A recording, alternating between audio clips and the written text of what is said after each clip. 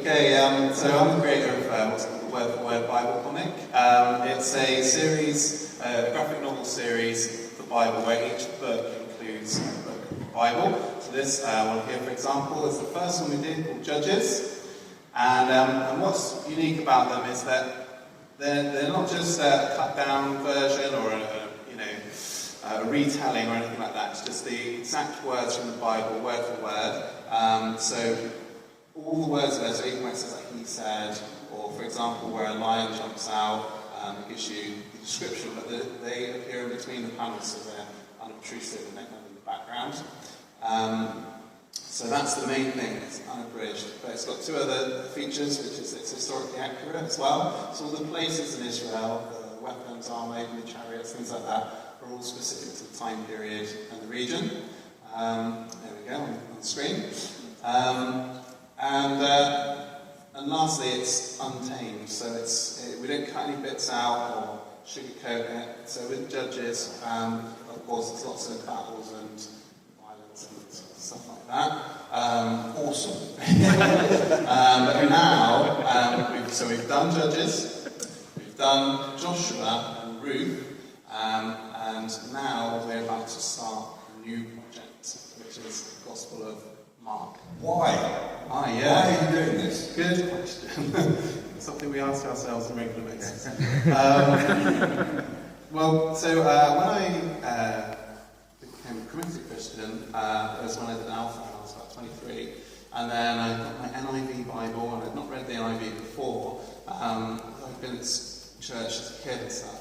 But when I read it, I was like, I don't remember all these things happening, all these stories of kings and assassins and God doing all these other amazing things and all these more challenging stories, rather than just they crossed the Red Sea, it was amazing, but all the other things God does that are more challenging.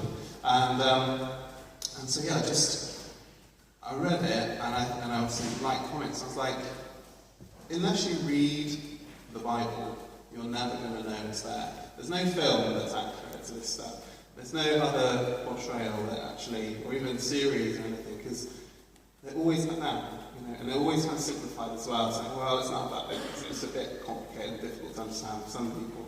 With this, it just takes absolutely everything, and so I thought it was a really good medium to use, because you obviously got a lot of pictures and stuff, and I was very practical about historical accuracy and want everything to be perfectly right.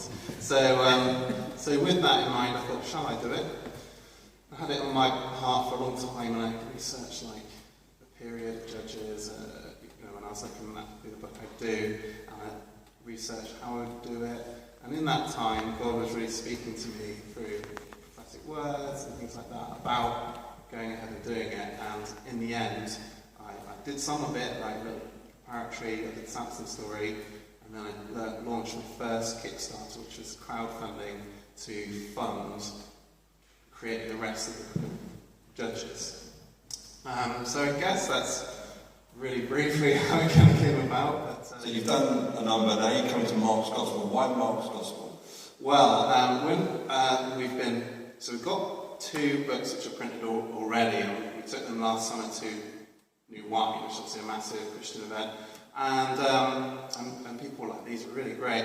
When are you going to do Gospel? And I was like, I don't know, I'm doing the Old Testament at the moment. I might do it, I might not. And just more and more people kind of encouraged me, oh yeah, it'd be really good.